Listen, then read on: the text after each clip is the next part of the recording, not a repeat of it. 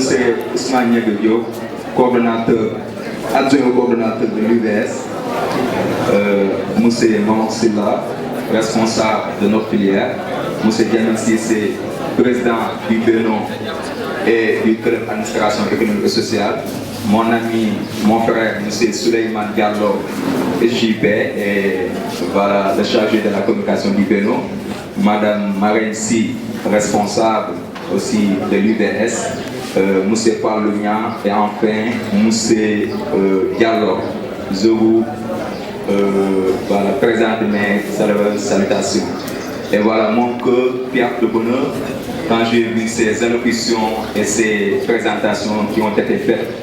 Je pense que NAR à lui seul pouvait faire la synthèse de toutes les filières pour parodier Marie-Hélène qui disait AS de Bagarao. C'est-à-dire quand vous êtes en administration économique et sociale, vous êtes appelé, vous êtes capable de dire tout ce que vous voulez sur beaucoup de domaines, parce que vous faites tous ces domaines-là. Et là, c'était en 2015, elle disait AS de Bagarao, parce que tout simplement, toutes les filières qui existaient en 2015 se retrouvaient en administration économique et sociale. Bref. On m'a interpellé pour que je parle de la sociologie. Ce serait un peu difficile, comme le disait un auteur, quand on n'est pas spécialiste de nos domaines, quand on parle avec confiance. Alors quand on connaît ce domaine-là, quand on parle, on a peur. J'ai devant moi des sociologues qui viennent de l'ENO de Dakar. J'ai le président du club de sociologie de l'ENO de Guédiouaï. Donc les Kouloul, tout ça, ce sont des sociologues. Donc quand je parle de la sociologie, j'ai un peu peur. Parce que j'ai peur de tergiverser ou en tout cas de commettre des erreurs. Mais voilà, je parle sous le contrôle. Mais il n'en demeure pas moins que je suis passionné de la sociologie, j'aime la sociologie et je ne fais lire que les livres sociologiques à part les livres littéraires. Et ça, je pense que le président du club de sociologie à l'ENO de Dakar ne me laissera pas mentir parce que je suis toujours en collaboration avec lui. Moussi qui fait souvent des œuvres sociologiques, à savoir les méthodes de la guerre de Médocrène. Je l'ai terminé, le suicide, je l'ai terminé. Et d'autres livres qui sont les livres de Poupée, Pierre Bouquier, tout ça. Donc j'ai des béabas en sociologie pour ne pas frimer.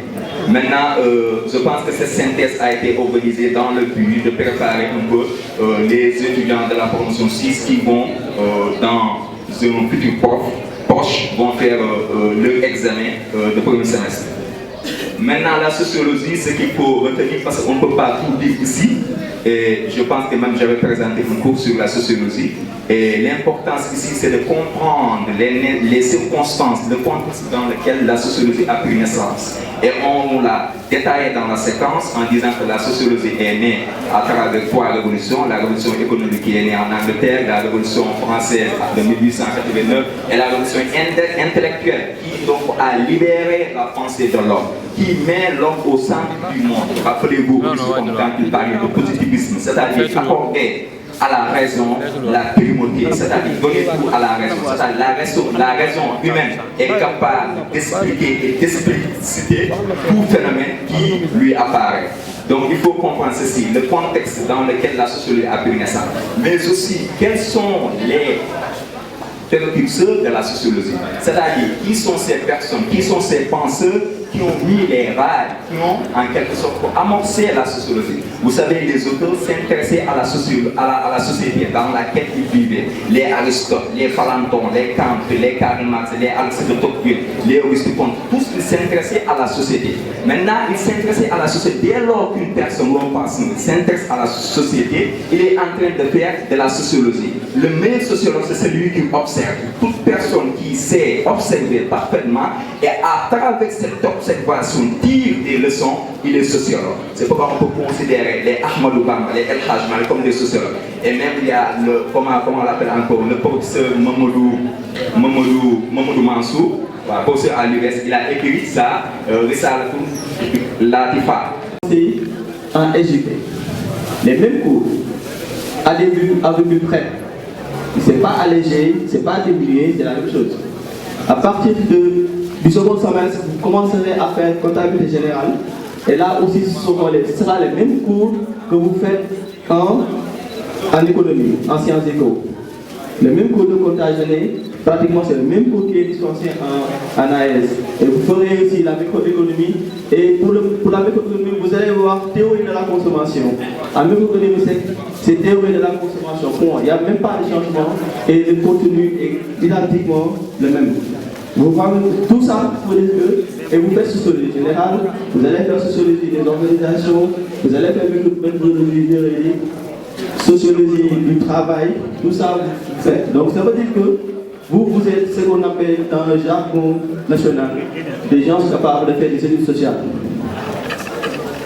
Vous n'êtes pas limité par des considérations économiques ni par des considérations juridiques.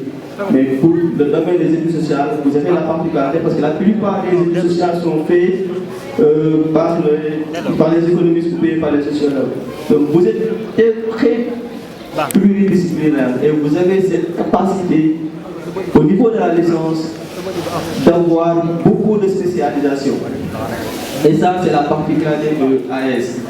Parce qu'au niveau de la licence, actuellement, on a ouvert deux spécialisations de formation qui est AGT et le CGRH. Normalement, sur les maquettes, on a 3 maquettes de formation en L3 de spécialisation qui sont AGT, GRH et économie sociale et solidaire. Économie sociale et solidaire, je sais qu'il y a Gologo dans la salle qui m'avait écrit un mail l'année passée pour me dire, un mail très émouvant pour me demander les raisons qui font que cette filière de formation n'est pas ouverte. Que j'ai expliqué tantôt que pour les raisons de budget, pour les raisons d'organisation, il est extrêmement difficile d'ouvrir une spécialisation de formation. Mais l'idée c'est, avec le temps, qu'on puisse avoir toutes les formations ouvertes, tous les parcours aussi ouverts. Ça aussi c'est une chose dont il faudra toujours garder en tête.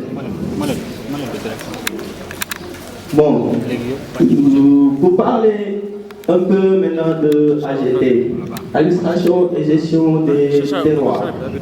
Pour cette formation, je sais que je ne suis pas spécialiste dans ce domaine, et rien que pour cette raison, je veux donner la parole à Cissé, Jamil, pour qu'il nous explique un peu ce qu'ils sont en train de faire en interne. Au moins que les étudiants qui sont là en S5 ou bien P6 pourront avoir une idée de ce que c'est et pourront prendre les devants sur ce qu'ils vont faire et ce qu'ils veulent faire après.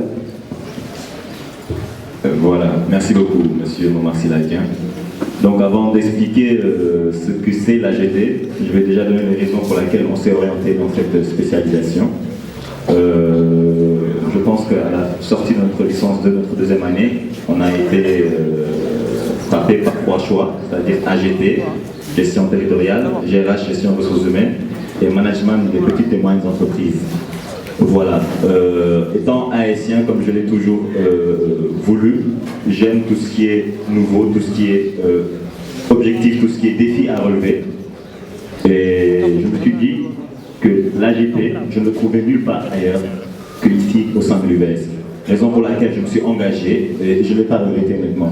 Parce que dans cette spécialisation, on trouve tout ce qui est relatif à la gestion territoriale, gestion des collectivités locales, tout ce qui est en relatif avec les finances publiques, avec la gestion des ressources publiques, et ça témoigne carrément de l'administration dans le sens général.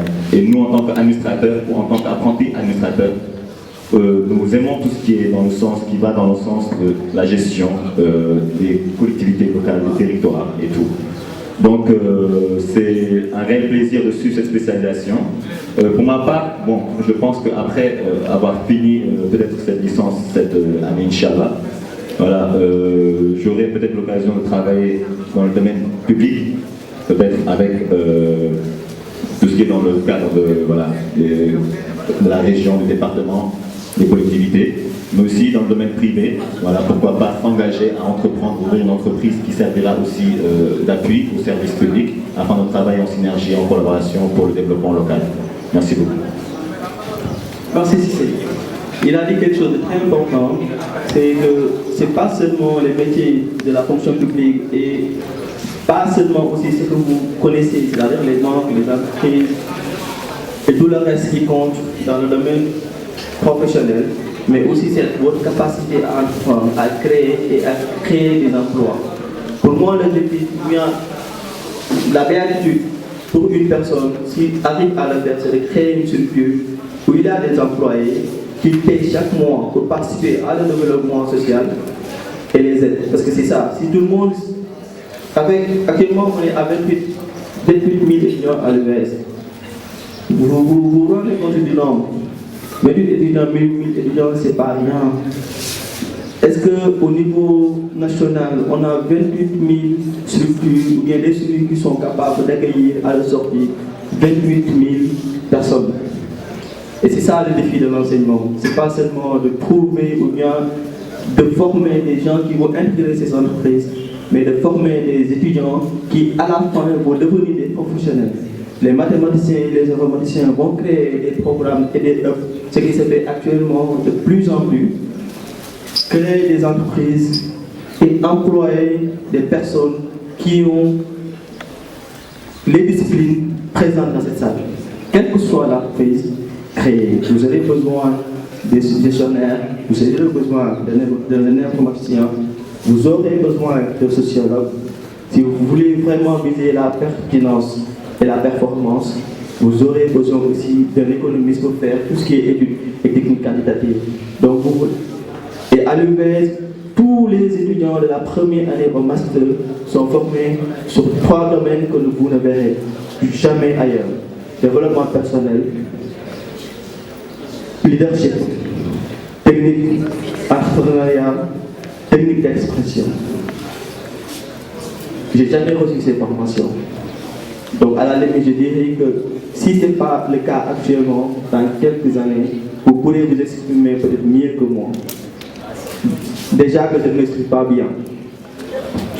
Donc juste pour vous dire que pour AGT, les domaines de compétences que vous pouvez acquérir ne se limite pas seulement à intégrer les fonctions publiques, mais aussi, c'est la particularité de l'UBS, et je l'avais dit l'année passée à Diamé Cissé, je lui ai demandé que pour les étudiants de AS, j'aurais aimé que les étudiants qui ont fini la première année puissent tester leur connaissance au niveau des concours nationaux, puissent au moins faire l'ENA.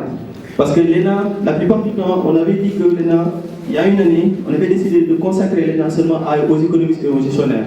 Parce qu'on s'était dit que c'était trop concentré sur ces deux domaines pour l'ouvrir au monde et finalement on a laissé tomber. Juste pour vous dire que même au niveau de l'ENA, les gens ont compris que pour faire le cycle A ou bien pour faire le cycle B, il faut avoir des compétences en droit et des connaissances en économie. Sinon ça ne marche pas. Et vous avez déjà ces compétences et ces connaissances. Donc je vous suggère dès à présent, pour ceux qui sont plus visés par le domaine administratif et national du fonction publique, de commencer dès à présent à commencer à préparer ces concours. Vous avez beaucoup plus de chances que la plupart des étudiants, à mon avis, au niveau national. Maintenant, tout le reste dépend des considérations que nul ne maîtrise. C'est bon pour AGT. Donc, on passe au suivant. Ce qui suit, c'est GRH. Et c'est ça qui est ouvert actuellement aussi. Et je sais que pour ces formations aussi, je n'ai pas besoin de trop m'exprimer là-dessus. De toute façon, on a ici dans la salle un spécialiste qui a fait sa formation en GRH. Il a fait une formation en GRH, peut-être qu'il pourra vous dire un peu plus, même si c'est un invité, ce qui est attendu des compétences de quelqu'un qui a fait cette formation. Voilà.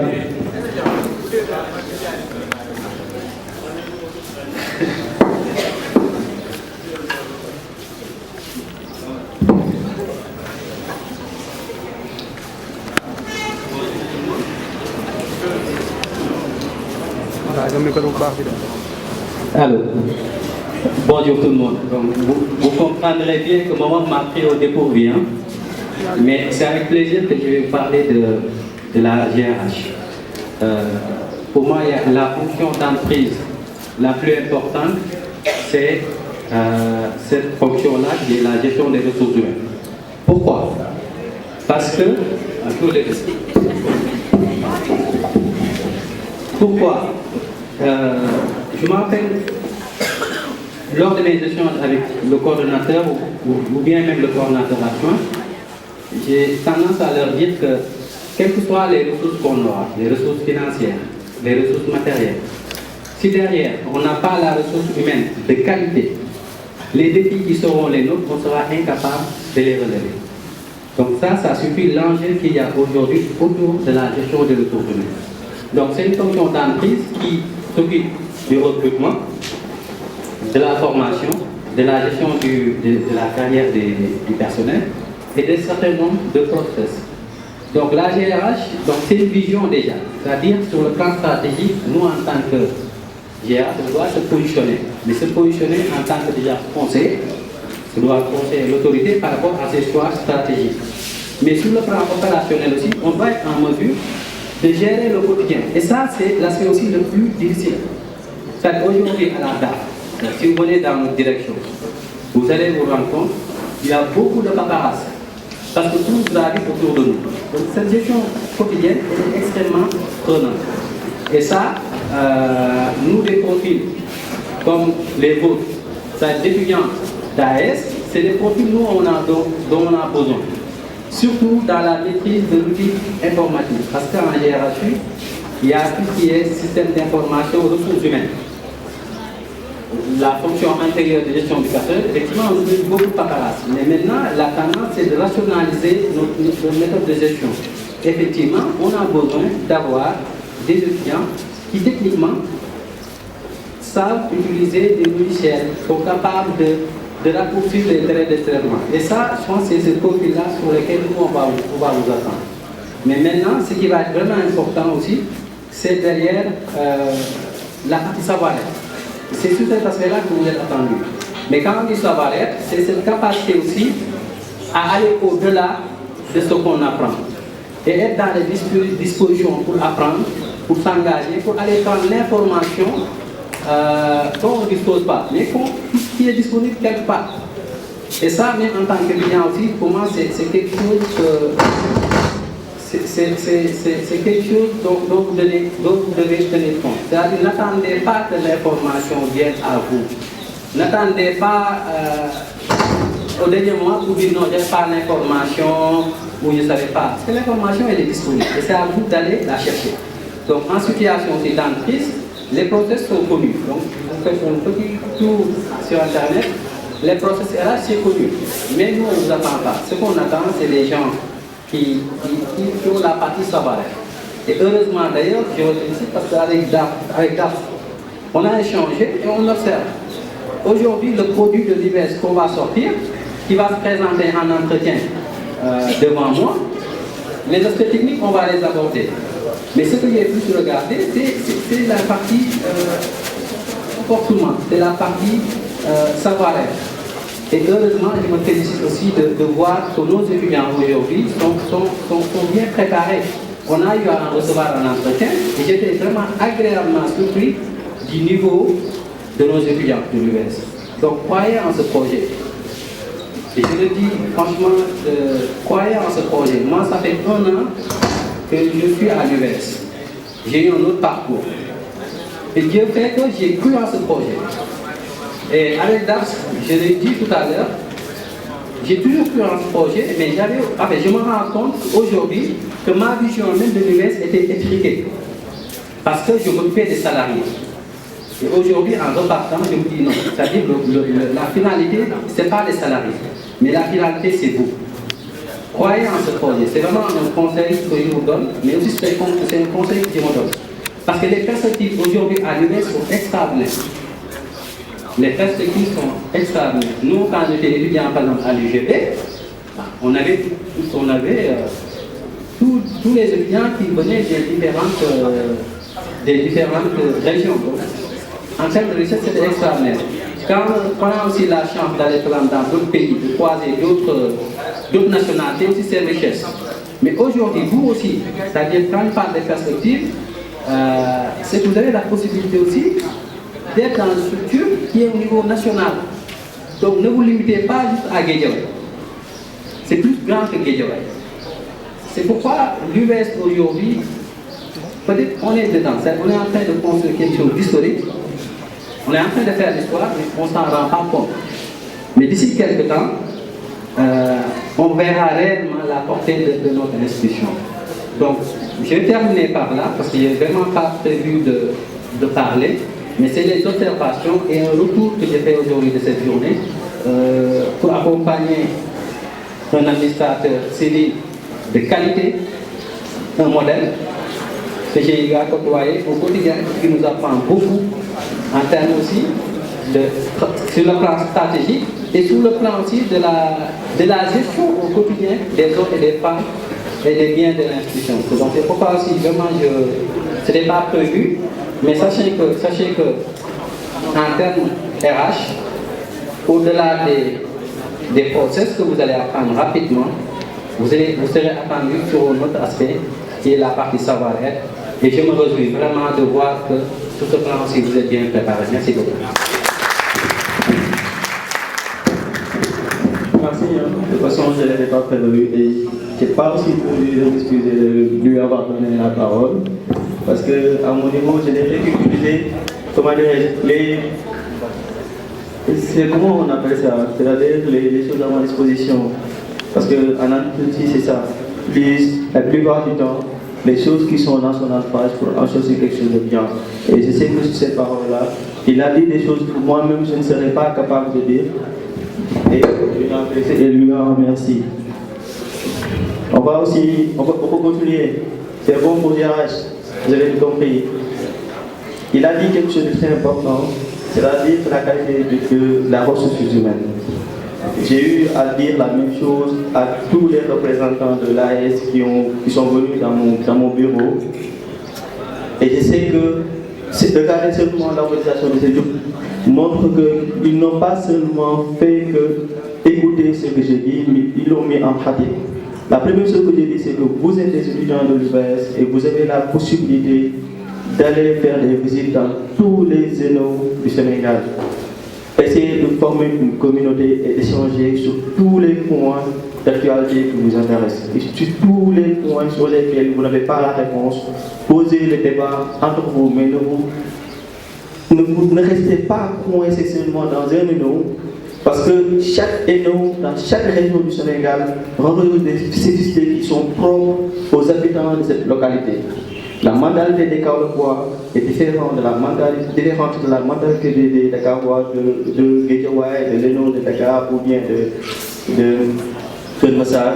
La mentalité aussi et les considérations sociales des gens qui se trouvent à Saint-Louis, à Kolda, Bignona, Ziguinchor ou bien dans le nord du Sénégal sont extrêmement différents. Et ça repose de la diversité culturelle, ethnique et des réalités sociales qui importent d'une localité à une autre. Et vraiment, essayer de vous concentrer vous permet d'avoir un atout majeur par rapport à tout le reste. Donc, je gratifie cette sollicitation ou bien cette intégration nationale de tout ce qui est AES et vous félicite et vous encourage à continuer aussi dans ce sens. La spécialisation qui m'a posé le plus de problème et qui n'est pas encore ouverte, c'est l'économie sociale et solidaire, parce que je sais que beaucoup de personnes avaient voulu au moins que cette spécialisation soit ouverte, ce qui n'était pas possible malheureusement. Mais pour aller rapidement à ça, je dirais que, pour résumer, je dirais que l'économie sociale et solidaire est une branche de l'économie au même titre que la macroéconomie, la microéconomie, l'économie de la santé, l'économie de l'éducation, l'économie de l'environnement. Je suis également comblé de l'auteur du choix, en l'occurrence le club AS de Guédiawaye précisément. Au risque de faire rougir les autres, s'il y a une filière à l'UBS à laquelle je m'identifie le plus, eh bien, c'est l'administration économique.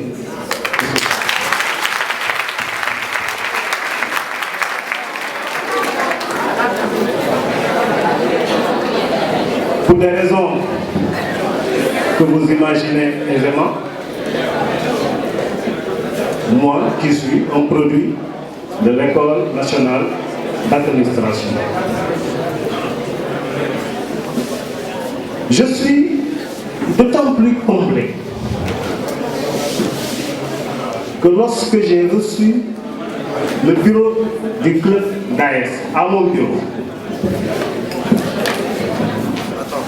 la première impression que j'ai eue, c'est que j'étais frappé par leur correction.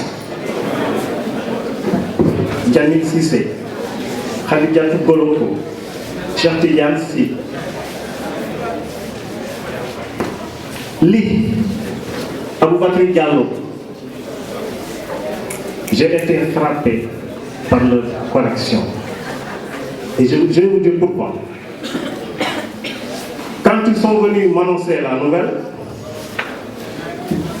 après les remerciements, je leur ai dit: qu'est-ce que vous attendez du parrain que je suis?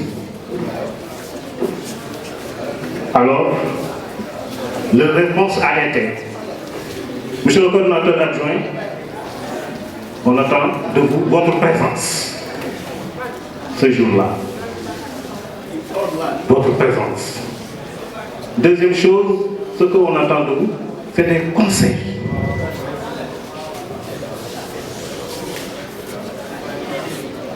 Alors,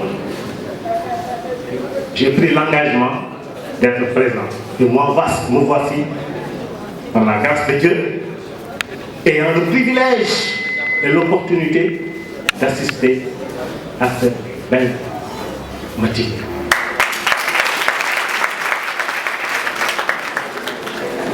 Mais les engagements étaient réciproques, puisque je leur ai fait comprendre que les critiques qui surviennent très souvent quant aux organisations des étudiants, c'est d'abord le respect du timing, c'est ensuite le manque de mobilisation. Dans un sens comme dans l'autre, les engagements ont été largement respectés. La salle est pompe et les étudiants, quand nous sommes arrivés, nous les avons trouvés sur place. Je voudrais donc vous féliciter pour ces engagements pris, puisqu'on dit que les bons comptes font les bons amis. Mais cela m'amène à vous inviter à souscrire à un nouvel engagement. Le nouvel engagement auquel je vous invite, vous étudiants d'AS, par-delà AS de Guédiawaye, de tous les AS du Sénégal, AS Sénégal, c'est de travailler à être les premiers étudiants de l'UVS à être admis au concours d'entrée à l'École nationale d'administration. C'est un engagement moral que je voudrais qu'on prenne ici et maintenant. Parce que c'est dans l'ordre du possible pour peu qu'on y croit. Et à la lumière du régal cognitif, du régal pédagogique auquel j'ai eu droit ce matin, je ne doute nullement de vos capacités à figurer sur les listes du prochain concours d'entrée à l'ENA comme admis défini. En ce qui me concerne, moi qui suis votre parrain, je prends l'engagement ici d'œuvrer pour la réalisation de ce destin qui, par-delà vos personnes, va m'honorer. J'étais en train de chuchoter à M. Dieng votre responsable de formation, quelque chose que nous allons y travailler. Nous allons y travailler parce que c'est dans l'ordre aussi. Je suis également comblé parce que de cette matinée, Madame Si disait tantôt qu'elle est riche en émotions. Eh bien, elle a été riche en émotions. Mais elle a été également riche en symboles. Parce que d'abord, ici sont présents d'anciens étudiants de l'UVS devenus des agents de l'UVS à part entière. Si bien que jusqu'à présent, moi qui suis coordonnateur adjoint, parfois en regardant Alpha, en regardant Mansour, je ne sais pas si je regarde l'étudiant ou l'agent de l'UVS.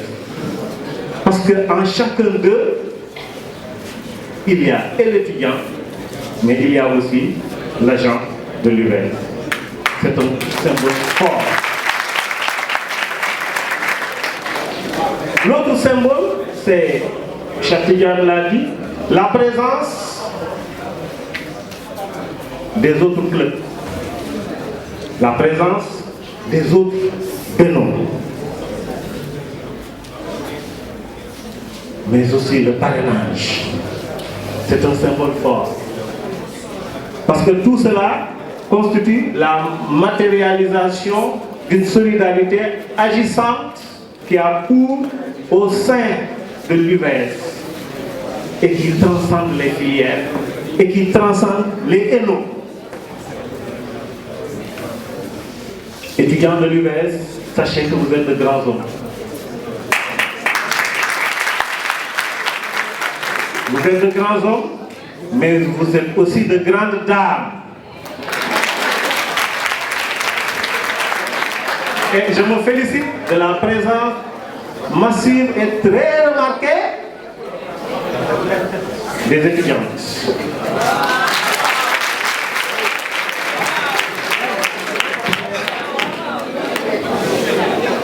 Je suis comblé également de cette belle et riche matinée. Je crois que je m'en voudrais à vie si par mes aventures j'avais raté cette matinée. Parce que simplement, elle a mérité son nom. Cette matinée m'a donné l'occasion d'apprécier au plus haut point les merveilles des Haïtiens.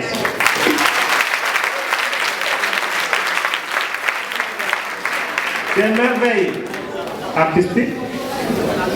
J'ai vu un instrumentiste qui me rappelle Jimi Hendrix à la flûte. J'ai vu des comédiens, de grands comédiens. J'ai vu de brillants enseignants. On en a vu ce matin, de brillants enseignants. Mouchidien, c'est un enseignant confirmé. Mais je ne parle pas de Mouchidien, je parle des étudiants qui faisaient l'enseignant et qui le faisaient bien. Qui le faisaient bien. Voilà les merveilles de l'haïtien. Et c'est pourquoi, moi qui suis votre parrain, cher haïtien, je suis fier de vous.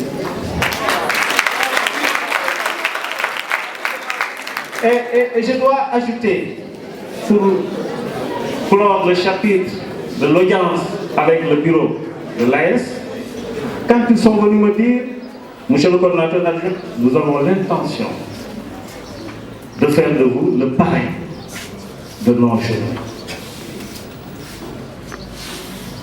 Quand je l'ai reçu, dans mon toga,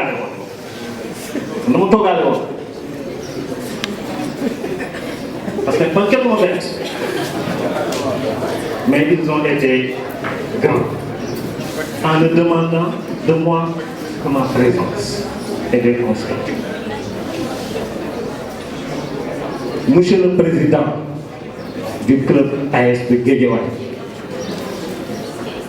je vous félicite, vous et les autres membres du bureau du club. Vous qui avez pris le flambeau et qui êtes en train de raviver de manière incandescente la flamme des Haïtiens. Ce jour est tellement agréable que, en un jour, le coordinateur adjoint est devenu un poète.